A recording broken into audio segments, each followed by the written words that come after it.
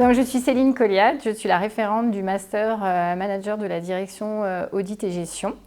Sur cette formation, on recrute des Bac+3 qui viennent essentiellement de profils gestion, pilotage, comptabilité.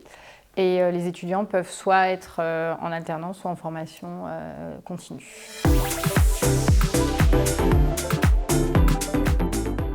Alors, notre formation va s'axer pour les étudiants, leur permettre de décrypter, de comprendre les enjeux économiques et financiers de l'entreprise. L'idée, c'est qu'ils puissent comprendre les mécanismes, la façon de piloter une entreprise pour assurer son développement. C'est très important qu'ils fassent adhérer l'ensemble des collaborateurs de l'entreprise. Donc, il n'y a pas seulement la dimension chiffres, aimer les chiffres, il y a aussi le fait de pouvoir convaincre les collaborateurs avec lesquels ils vont travailler. Alors pour moi, les forces de ce programme, c'est qu'il y a une partie théorique, mais il y a également une grosse partie pratique. Soit parce que la plupart des étudiants sont en alternance, et du coup il y a un partage de savoir. Je sais qu'on utilise beaucoup leur expérience dans les cours pour les confronter, mais également on les fait travailler sur de nombreux projets, soit un projet de développement d'entreprise, soit des projets de création d'entreprise où on les met en situation. Et l'idée, c'est vraiment de confronter la théorie avec des cas pratiques pour répondre aux besoins de leurs futurs employeurs.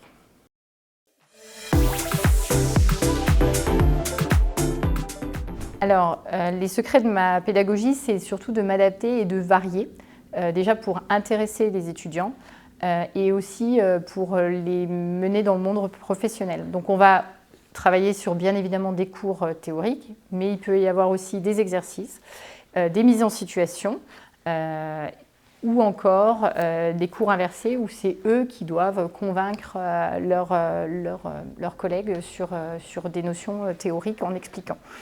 L'idée, c'est de travailler aussi bien en individuel qu'en groupe pour développer toutes les compétences, aussi bien les compétences techniques que les compétences transverses. On va même assez loin, on peut aller sur des mises en situation. Par exemple, on s'est rendu au tribunal de commerce pour voir la mise en pratique de notre cours. Du coup, il y a 3 issues possibles. La première, certains sont dans des banques, sur le marché du professionnel ou de l'entreprise, ou travaillent avec des chefs d'entreprise et peuvent être amenés à gérer des petites équipes dans les banques à terme, on va dire. D'autres sont dans des cabinets d'expertise comptable, où là, ils peuvent être chargés d'assister à la rédaction des bilans et être en lien avec les clients. Ou encore, d'autres sont dans des services de comptabilité ou de gestion dans des entreprises ou des associations. En tout cas, ce profil de stage ou d'entreprise alternante, on le retrouve à l'issue de la formation et certains ont même envie de tenter l'expérience de la création d'entreprise. Alors, ce que j'adore chez un candidat, c'est le candidat qui va, entre guillemets, poser des questions, chercher à aller plus loin, à comprendre, à poser des questions par rapport à ce qu'il voit en entreprise ou à s'interroger sur l'actualité, le lien avec le cours, sur de la fiscalité, de la gestion qu'il peut voir dans la presse économique, par exemple. Ce que j'apprécie moins chez les candidats, c'est le candidat passif qui vient juste chercher des notions de cours scolaires et qui attend sur sa chaise presque.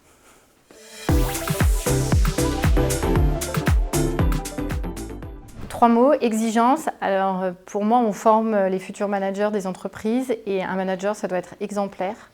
Donc exemplaire avec lui-même déjà pour montrer l'exemple à ses collaborateurs, d'où la notion d'exigence. Programme alliant théorie et pratique parce que c'est vraiment la vocation de l'école. On peut avoir plein de bagages théoriques, mais si on ne sait pas les mettre en lien avec les besoins de l'entreprise, ça ne fonctionnera pas. Donc du coup, c'est vraiment ce qui fait la différence à l'ESCM, c'est vraiment d'avoir des bagages théoriques qu'on peut mettre en pratique dans des cas concrets.